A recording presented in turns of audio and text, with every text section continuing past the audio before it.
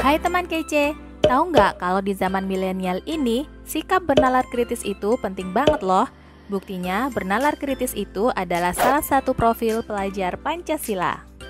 Jadi, apa sih bernalar kritis itu? Singkatnya, bernalar kritis itu adalah kecakapan yang membantu kita belajar membuat keputusan dengan mandiri. Bukan cuma teori loh, tapi bernalar kritis memang betul diperlukan.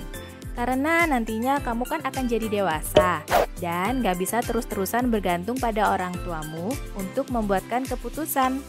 Nah, tapi sikap bernalar kritis ini gak bisa tahu-tahu jadi ada ya. Kamu mesti memupuk dan menyirami bibitnya mulai dari sekarang. Terus, apa aja sih yang termasuk dalam kecakapan bernalar kritis? Ada 5 nih. Biar gampang dimengerti, kita pakai contoh ya. Misalnya, kamu adalah ketua kelas yang akan mewakili teman-temanmu untuk memilih hadiah kejutan untuk wali kelasmu di Hari Guru. Langkah-langkah apa yang bisa kamu lakukan? Pertama, mencari informasi atau ide.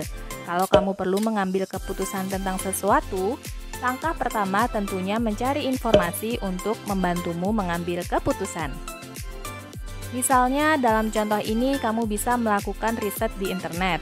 Bisa kamu cari apa aja sih ide hadiah Hari Guru? Atau kamu tanya ke kakakmu, apakah dia tahu apa hadiah Hari Guru yang pernah diberikan oleh kelasnya? Jadi dengan kecakapan ini, kamu tahu bisa kemana saja untuk mencari informasi dan ide. Kedua, menilai suatu informasi dan ide tadi. Ini penting karena tidak semua yang dikatakan orang lain atau ditulis di internet itu benar dan sesuai.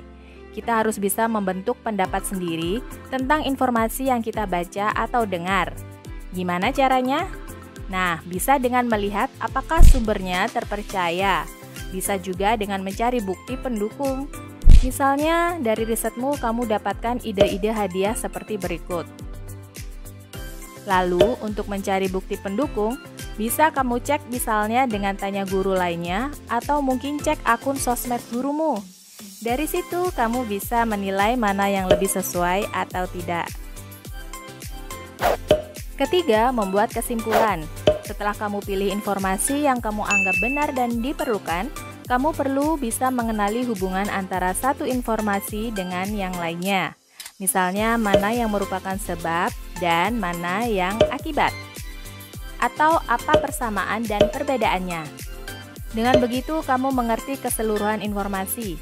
Setelah itu, bisa membuat kesimpulan tentang informasi yang kamu perlukan untuk membuat keputusan.